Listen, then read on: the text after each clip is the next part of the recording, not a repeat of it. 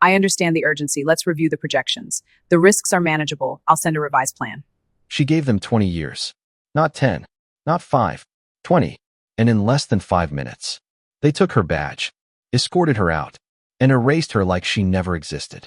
No farewell, no thank you, no explanation. But what no one in that building realized was this. Someone important was watching. And that moment, that quiet walk to the exit, would change everything. If you enjoy meaningful stories like this, kindly like the video and subscribe.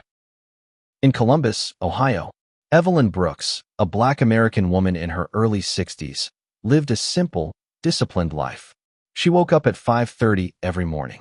Same routine, same coffee mug, same bus stop. Not because anyone forced her to, but because she believed consistency mattered. Evelyn had started working at the company in her early 40s. Back when computers were slower, emails were printed, and loyalty still meant something. She wasn't ambitious for titles. She wasn't chasing promotions. She just wanted stability and respect. For 20 years, she gave them. Early mornings, late evenings, weekends, holidays. She trained younger staff who later became her supervisors. She smiled when others complained, stayed quiet when others argued. She believed hard work spoke for itself. Evelyn defended the company whenever people criticized it. They take care of their own, she'd say. When layoffs happened years earlier, she survived. When departments merged, she adapted. She believed loyalty was a shield. What she didn't realize was this. The company had changed, but she hadn't noticed. New managers didn't know her story. They saw her as older, quiet, replaceable, not as the woman who held departments together. It was a rainy Tuesday morning when the email arrived. Please report to conference room B. No subject line, no context. Inside the room were an HR representative, a manager she'd never worked with. No one smiled. We're restructuring, they said. Her role was no longer aligned. 20 years, reduced to a phrase. Before Evelyn could even respond, security was called. She handed over her badge. No one asked how she felt. No one thanked her service. She walked out, past coworkers who looked away, and that hurt more than the firing itself. The elevator ride felt endless. Evelyn stared at her reflection. Not angry, not loud, just empty. Outside, rain soaked the pavement. She waited for the bus like any other day.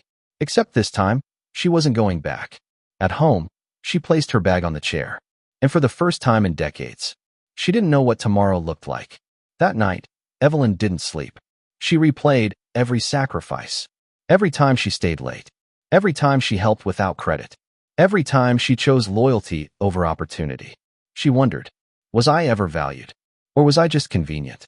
But while Evelyn sat in silence, someone else was asking questions. The CEO had recently joined the company. And unlike others, he reviewed security reports personally. One clip caught his attention. An older woman, walking out alone. No manager beside her. No acknowledgement. He paused the footage, rewound it, and something about her expression troubled him. He asked for her file. What he saw shocked him. 20 years service. Clean record. Outstanding internal feedback. Yet dismissed without review. That night, he made a call. The next morning, Evelyn's phone rang. Unknown number. She hesitated. Mrs. Brooks, the voice said. This is the CEO's office. Her heart raced. I'd like to meet you today. Evelyn thought it was a mistake, but she agreed. Inside the executive office, the CEO stood. I owe you an apology, he said. He explained everything. Then he said something Evelyn would never forget. My mother worked here. She was loyal. She was quiet. And she was dismissed the same way. He looked her in the eye. I promised myself I'd never let this happen again. Evelyn listened silently. The CEO offered her job back, compensation, a public acknowledgement. Evelyn paused. I don't want my old position, she said softly. I want dignity. She accepted a consulting role on her terms. Flexible hours, fair pay, respect. She didn't return as an employee.